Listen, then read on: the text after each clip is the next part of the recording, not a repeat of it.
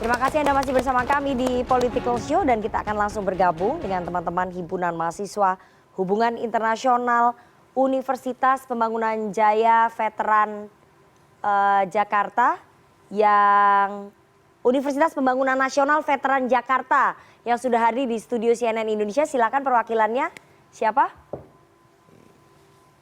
Ya, silakan berdiri. Oke, selamat malam semuanya. Perkenalkan, saya Dana Aurelia Khairunisa dari Himpunan Mahasiswa Hubungan Internasional UPN Veteran Jakarta.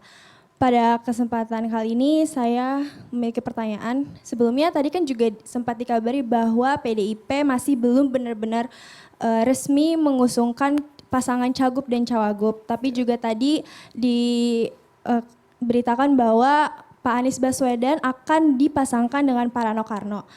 Pertanyaannya adalah berapa peluang yang akan PDIP dapatkan apabila pasangan Pak Anies Baswedan dan Pak Rano Karno ini benar-benar resmi diumumkan. Untuk saat ini berapa peluang yang akan PDIP dapatkan? Sekarang pertanyaan dari saya, terima kasih.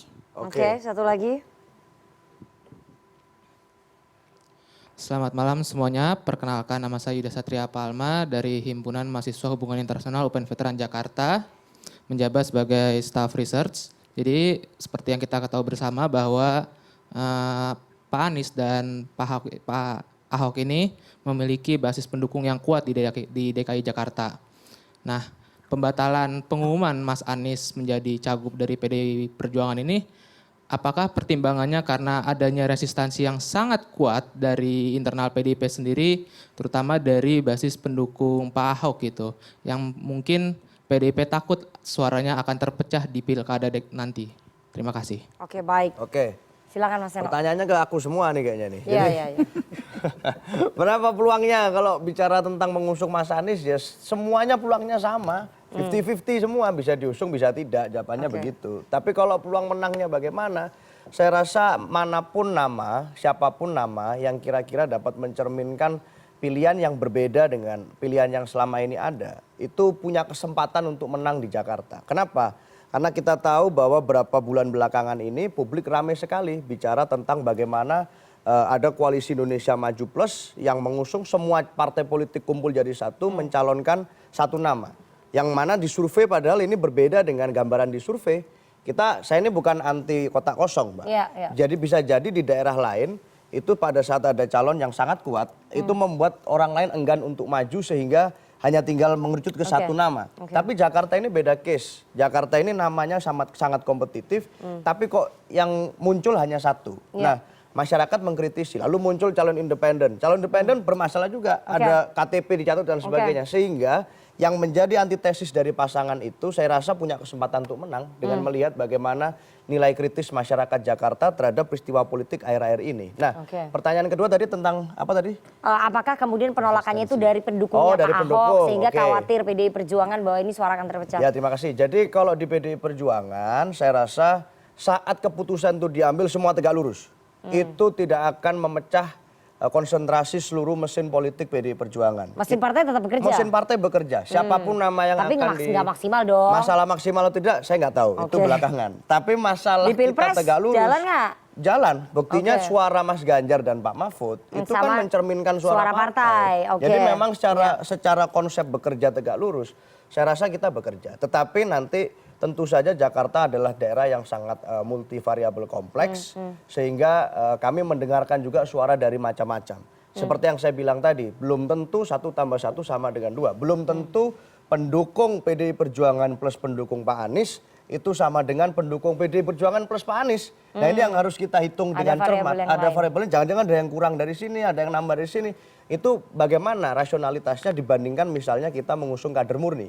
Maka ini yang membutuhkan waktu untuk dijawab, dan saya rasa hari-hari ini kita mendengarkan banyak masukan, dan termasuk masukan yang mengarahkan kita, jangan-jangan lebih baik kita kader semua, kita dengarkan juga. Oke. Tadi sebenarnya belum menjawab ya apa yang disampaikan oleh Mas Adi, mengusung kader sendiri, Mas Pramono Anung dengan Rano Karno itu adalah jalan aman bagi PDI Perjuangan untuk menjaga hubungan dengan pemerintahan baru nanti dengan Pak Prabowo dan juga Mas Gibran, terutama dengan Pak Prabowo ya? Ya masalahnya kita tidak kepentingan terbiasa yang lebih besar dengan gitu. jalan aman sebenarnya. Artinya vivere pericoloso terus. Oke. Kalau mau jalan aman ya dari awal aja kita dukung pilihan politik Pak Jokowi misalnya yang dulu pernah jadi kader kami. Itu kalau kita mau mikir jalan aman. Cuman kan nalar logika PDI Perjuangan, apa yang diajarkan Ibu Megawati selalu adalah hal-hal yang sifatnya prinsipal. Sama dengan di Pilkada Jakarta, tidak ada yang bisa nyawe-nyawei persoalan otonomi kita akan menentukan siapa. Oke. Mau dari pihaknya teman-teman yang mendukung Mas Anies, mau dari pihak yang mendukung Pak Ahok, mau dari pihak yang mendukung Kim Plus misalnya. Oke. Nggak ada Raja Jawa yang bisa cawe-cawe. Kita saja yang akan mengambil keputusan secara otonom dan kita akan buktikan itu. Tapi dihitung nggak sama PDI Perjuangan resikonya kalau mencalonkan Mas Anies ini akan membuat hubungan dengan pemerintahan baru terutama dengan Pak Prabowo itu akan tidak begitu mulus gitu? Ya semua pilihan politik pasti mengandung resiko, Oke. termasuk saat mengusung kader kita sendiri. Resikonya apa? Tentu yang jadi kita sudah bahas. Di dalam survei belum ada yang muncul nama Pak Pramono dan Pak Rano secara Oke. signifikan. Itu Oke. resiko juga. Tapi siap nggak kita mengambil resiko Oke. itu? Kalau kualitatifnya masuk, Ya. kita siap. Oke. Baik, Mas Angga, kalau misalnya PDI Perjuangan batal mengusung Mas Anies ya, apakah Mas Anies masih berharap ada partai lain yang mau begitu? Kita dengar komunikasinya lagi terjalin lagi nih. Iya, itu tadi kita nggak pernah tahu sampai tanggal 29 gitu. Kalau refleksi 2017 kan juga Pak Anies tuh dipastikan maju itu mungkin jam 4 subuh di hari terakhir pendaftaran gitu. Dimana sebelumnya itu nggak pernah ada pembicaraan bahwa Pak Anies akan maju Pilgub DKI Jakarta di tahun 2017. Sehingga sampai tanggal 29 itu selesai, hari itu selesai, kita nggak tahu perkembangan, kita nggak tahu akan terjadi apa. Cuma sejauh ini komunikasi intensifnya sama PDI Perjuangan, jadi belum ada kemungkinan pilihan-pilihan lain gitu ya. Ke depannya kita tunggu prosesnya berjalan, semua bersabar, prosesnya berjalan sampai nanti tanggal 29, 2359 kira-kira gitu. Oke, saya mau ke Bang Noel. Bang Noel, jadi Kim Plus bagaimana nih menghadapi calon lawan? Kalau dari perseorangan kan udah ada, tapi calonnya dari PDI Perjuangan gimana? Ya, saya nggak mungkin bisa mengomentari yang bukan calon dari kita. Artinya kita fokus pada pemenangan Mas Ridwan Kamil, Kang Ridwan Kamil untuk maju di Pilkada DKI. Ini kan mulai diserang nih di sosmed, tweet-tweet lamanya Kang Emil diangkat. Biasa itu kan dalam dinamika politik hal biasa itu.